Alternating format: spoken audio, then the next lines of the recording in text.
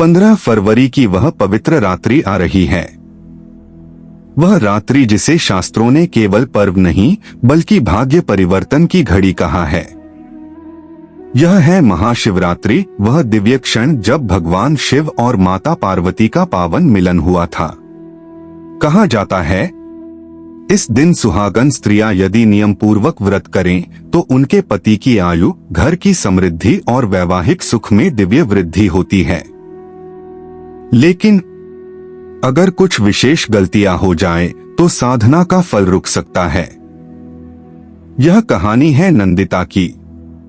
एक सुहागन श्रद्धालु पर अनजाने में की गई 7 भूलों ने उसके जीवन में अशांति ला दी। प्रस्तावना: एक अधूरी तैयारी। नंदिता हर साल शिवरात्रि का व्रत रखती थी। इस बार भी उसने बड़े उत्साह से तैयारी की। नई साड़ी, पूजा की थाली, बेलपत्र, दूध, दही, सब कुछ। पर भीतर एक अहंकार था। मैं तो हर साल करती हूं, मुझे सब पता है। यही से आरंभ हुई पहली भूल। गलती नंबर 1, व्रत को दिखावा बनाना। सुहागन स्त्रियों के लिए यह व्रत केवल परंपरा नहीं, तप है। लेकिन नंदिता ने पूजा से अधिक ध्यान फोटो और सोशल मीडिया पर दिया। वह हर क्षण तस्वीरें ले रही थी। भक्ति कम, प्रदर्शन अधिक। शास्त्र कहते हैं शिव भाव के भूखे हैं, प्रचार के नहीं। उस रात पति से छोटी सी बात पर विवाद हो गया। उसे समझ नहीं आया क्यों? क्योंकि जहां दिखावा होता है वहां ऊर्जा बिखर जाती है। गलती नंबर 2, पति का अपमान करना। व्रत का मुख्य उद्देश्य है पति की लंबी आयु और सुखी दाम्पत्य। लेकिन दिन में नंदिता ने क्रोध में पति को कठोर शब्द कह दिए। याद रखिए, शिव और शक्ति का मिलन ही वैवाहिक संतुलन का प्रतीक है। अगर व्रत के दिन पति का अपमान हो तो व्रत की शक्ति कमजोर हो जाती है। उस रात उसे स्वप्न आया, शिवलिंग के सामने दीपक बुझ गया। यह संकेत था वाणी में संयम आवश्यक है। गलती नंबर 3, बिल्वपत्र की शुद्धता न देखना। नंदिता ने जल्दी में कुछ भी बेलपत्र उठा लिए। कुछ फटे हुए थे, कुछ उल्टे। जबकि नियम है 3 पत्तियां जुड़ी हों, कीड़ा न लगा हो, चिकना भाग ऊपर की ओर। कहा जाता है बिल्वपत्र माता पार्वती के तप का प्रतीक है। गलत बिल्वपत्र चढ़ाना साधना में असावधानी का संकेत है। गलती नंबर 4, रात्रि जागरण न करना। महाशिवरात्रि की सबसे बड़ी साधना है 4 प्रहर का जागरण। लेकिन नंदिता ने सोचा थोड़ा भजन काफी है, वह सो गई। जागरण केवल जागना नहीं, चेतना को जागृत रखना है। जो इस रात्रि सोता है वह उस सूक्ष्म ऊर्जा को खो देता है। गलती नंबर 5, मासिक धर्म में नियम न समझना। यह एक संवेदनशील विषय है। अगर किसी महिला को मासिक धर्म हो तो उसे पूर्ण विश्राम करना चाहिए। शास्त्रों में कहा गया है उस स्थिति में मानसिक जप करें, शारीरिक पूजा नहीं। नंदिता ने शरीर की थकान को अनदेखा किया। अगले दिन उसकी तबीयत बिगड़ गई। शिव दंड नहीं देते, संकेत देते हैं। गलती नंबर 6, व्रत में क्रोध और चुगली।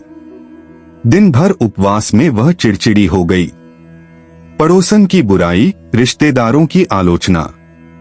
याद रखें, उपवास केवल अन्न का त्याग नहीं, नकारात्मकता का त्याग भी है। अगर मन में विष है तो व्रत अधूरा है। गलती नंबर 7, संकल्प तोड़ देना। सुबह उसने संकल्प लिया था आज मैं शांत रहूंगी, लेकिन शाम तक वह टूट गया। संकल्प ऊर्जा का अनुबंध है। जब हम संकल्प लेते हैं ब्रह्मांड साक्षी होता है। उसे स्वप्न में दिखा भगवान शिव ध्यान मग्न हैं, पर उनकी आंखें बंद हैं, जैसे कृपा रुक गई हो। मोड़, पश्चाताप और जागरण। अगली सुबह वह मंदिर गई, रोते हुए बोली, हे महादेव, मुझसे भूल हुई। पुजारी ने कहा, शिव क्रोधित नहीं होते, वे दर्पण हैं। तुम जैसा भाव लाओगी वैसा फल मिलेगा। उसने फिर से नियमपूर्वक पूजा की, पति से क्षमा मांगी, रात्रि में जागरण किया, ओम नमः शिवाय का 108 बार जप किया। धीरे धीरे घर में शांति लौट आई। सुहागन महिलाओं के लिए विशेष नियम। 15 फरवरी की शिवरात्रि पर याद रखें, व्रत दिखावे के लिए नहीं, श्रद्धा से करें। पति का सम्मान करें, सही बिल्वपत्र और शुद्ध सामग्री चढ़ाएं। रात्रि जागरण अवश्य करें। शरीर की स्थिति का ध्यान रखें। क्रोध और चुगली से बचें। लिया हुआ संकल्प पूरा करें। शाम को शिवलिंग पर जल में थोड़ी सी शक्कर मिलाकर अर्पित करें। 11 बार ओम नमः शिवाय पति का नाम मन में लेकर जपें। माता पार्वती से वैवाहिक सुख की प्रार्थना करें। कहा जाता है, जो सुहागन स्त्री सच्चे मन से यह व्रत करती है, उसका दाम्पत्य शिव पार्वती जैसा स्थिर होता है। अंतिम चेतावनी। 15 फरवरी की रात्रि केवल त्योहार नहीं, यह परीक्षा है। शिव दंड देने नहीं आते, जगाने आते हैं। अगर आप इन 7 गलतियों से बचेंगी तो घर में सुख, समृद्धि और पति की आयु में वृद्धि का आशीर्वाद मिलेगा। पर यदि लापरवाही,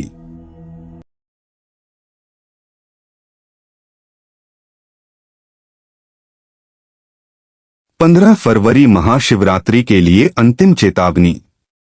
अगर आप इस बार व्रत रख रहे हैं, इन 5 नियमों को याद रखें। व्रत को औपचारिकता न बनाएं। सही और शुद्ध बिल्वपत्र चढ़ाएं। क्रोध और कटु वाणी से दूर रहें। रात्रि जागरण अवश्य करें। संकल्प न तोड़े। शक्तिशाली उपसंहार। 15 फरवरी की रात्रि, जब घड़ी 12 बजेगी, जब वातावरण में ओम नमः शिवाय गूंजेगा, तब याद रखिए, शिव दंड देने नहीं आते, जगाने आते हैं। अगर आप सावित्री की गलतियां दोहराएंगे तो जीवन में रुकावटें आ सकती हैं, लेकिन अगर आप नियमपूर्वक व्रत करेंगे तो महादेव की कृपा आपके घर में स्थिर हो जाएगी। अंतिम मंत्र। ओम नमः शिवाय, ओम नमः शिवाय, ओम नमः शिवाय। यह मंत्र ही रक्षा कवच है।